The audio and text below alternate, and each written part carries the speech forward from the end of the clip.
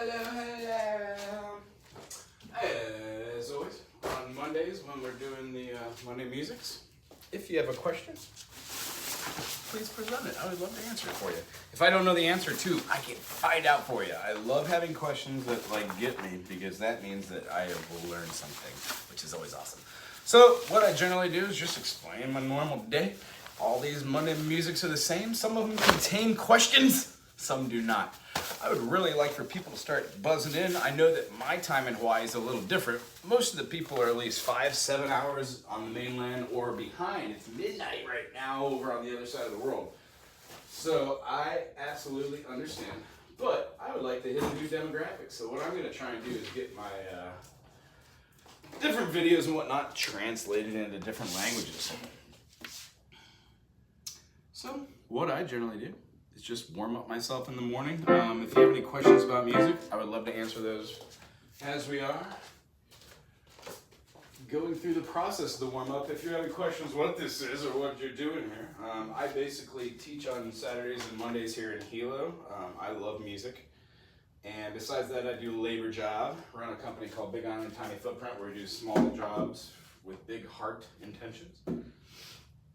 And I play with a couple different projects around the island, and I'm always doing like seminars and fundraising, all sorts of fun stuff. But primarily, my goal was to just teach a couple days. I accidentally left a video live, and the long story short, got a bunch of views, and I thought that was cool. And what better way to spread the love of music than to play?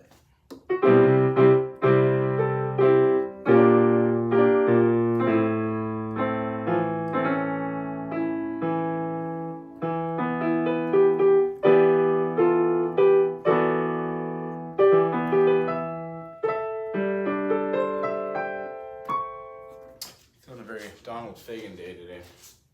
So this is super nice. Yeah, so if there isn't anybody in the first, 10-15 minutes, I generally log off.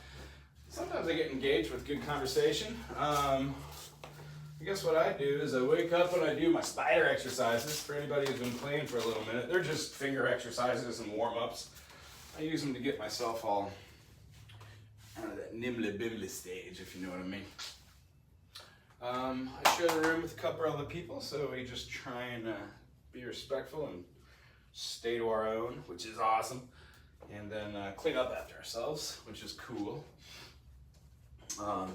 They prefer to keep a room in a certain way, and I only really use the chairs and one of the music stands. Everything else I have kind of tucked back to the back.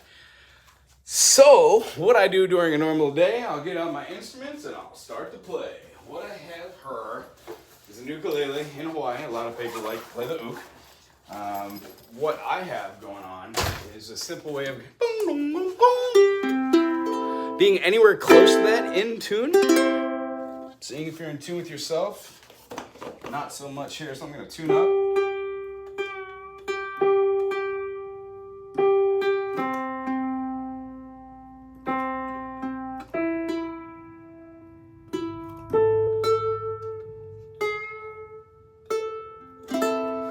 Notice how I tune down and then up to the notes. What it does is it puts a lot of tension between your tuning pegs and your saddle. Holding those strings in is nice and important. The more you tune it like that, going below it and scooping up, the less you're going to actually have to tune. In the long run, they hold tighter strings.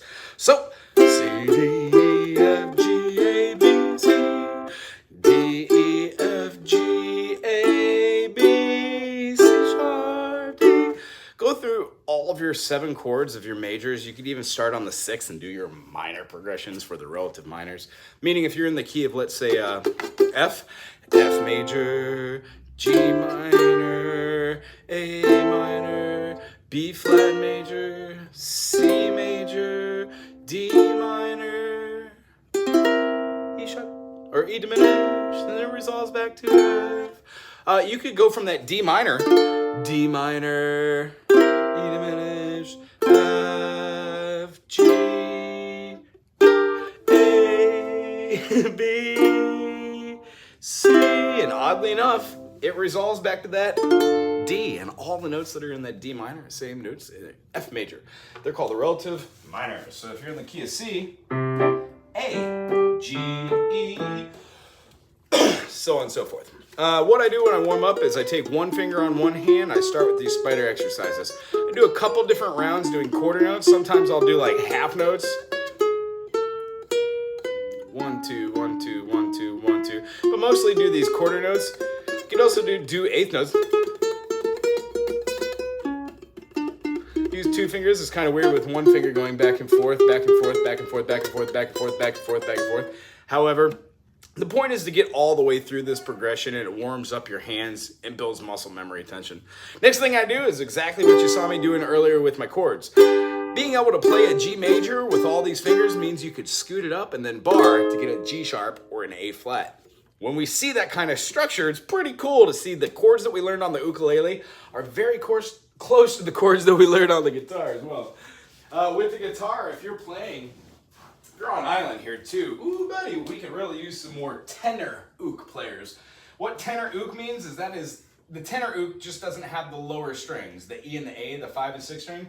It actually just puts itself right on the higher end. So when you play a G on a ook, that's a soprano, tenor, or a concert, it basically gives the same chord structure you would have if you were to play at the 5th fret on the guitar. So that brings up an interesting, awesome concept. One of the things that takes most string players quite a long time to see is this concept. E. So what we're just talking about is if I were to play that same G major, up here, I get a C major, which is what you're gonna wanna hear over the top. Basically, when I have that structure, I can play the same chords from the ukulele on the guitar here, and each one of them will work in their own fashion, but they're not actually a G major, D minor, A minor, D diminished. It would be a D minor, A minor. We would have the top part of an E minor right here, and then having this would be an F sharp diminished, or a G7, or a D7 rather. So what we do on the guitar, because we're not going to be using the fingers like we would on the ukulele, we practice doing half notes, whole notes, quarter notes, eighth notes. And in this structure, the basic way that we do this is by counting 1, 2, 3, 4, 1, 2, 3, 4. In this process, what ends up happening is we gain natural rhythm on our right hand. And for a lot of people starting off, if you're gonna start off with songs that you wanna hear, or you challenge yourself to something hard which has individual notes, you might be hearing something like, I don't know, I just did a Wonderwall video. It's basically, has a very specific rhythm and 4 chords which are used, and then when they do the different, it's just the manipulation of the progression. All the chords are the same though. The rhythm pretty much stays the same, and it's a continuous dynamic through the whole tune. But when you start listening to music which has individual note structures, different dynamics, there's strumming in the end of the song, there's distortion, there's drums, there's fills, it becomes a little overwhelming to try and figure out what the key of the song is in, if it stays in that key. And here's what I gotta tell you.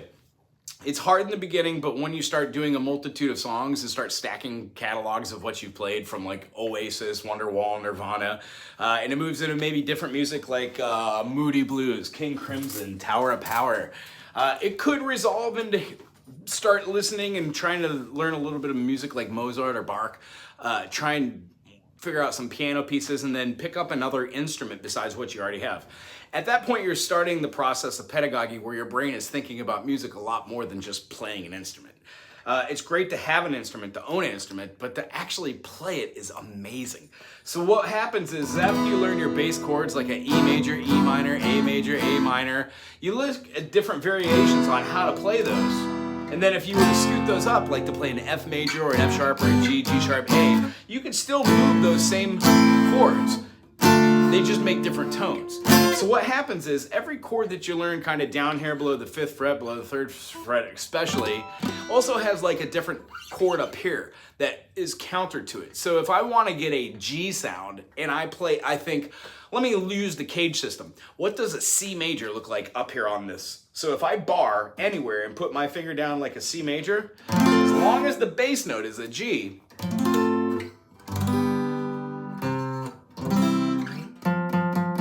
hear that G?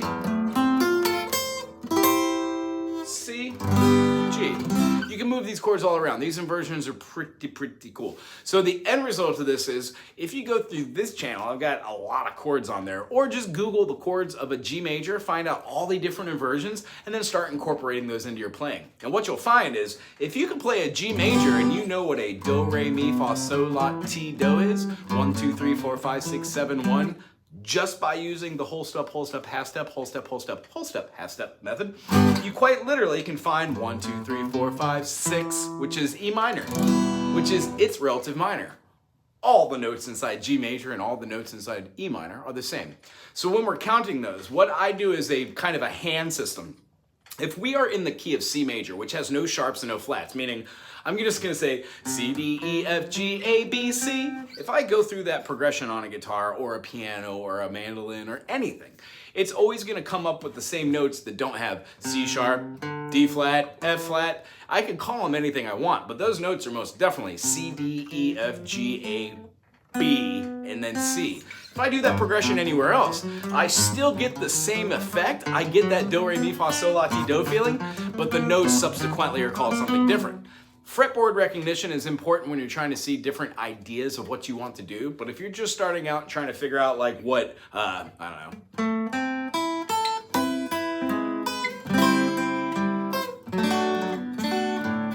If you're trying to figure out what those chords are and notes are, it's not too terribly hard to just play the root chord, A minor. You could 1, 2, 3, 4, 5, 6, 7, sharp 7. So it would be a 1, 2, 3, 4, 5, 6, 7, 1. It would be a different mode of that minor subset. However, that movement of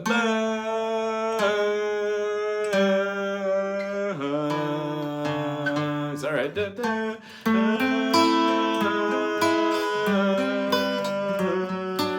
All the way down. What you're doing is you're seeing a melodic movement all the way down, somewhat of an X cell, if you will. So, long story short, when we're putting these notes together, you will find songs have some repeating rhythm patterns. You will find some songs have individual note notation, but you can always play some sort of rhythm over the top of it. And, you know, maybe you like the idea of having this dynamic. And there's many songs that have this groove in it. So, a good thing is to take little examples of the songs that you're playing and trying to form grooves over it, maybe record it, and then have yourself playing some sort of melodic phrase over the top.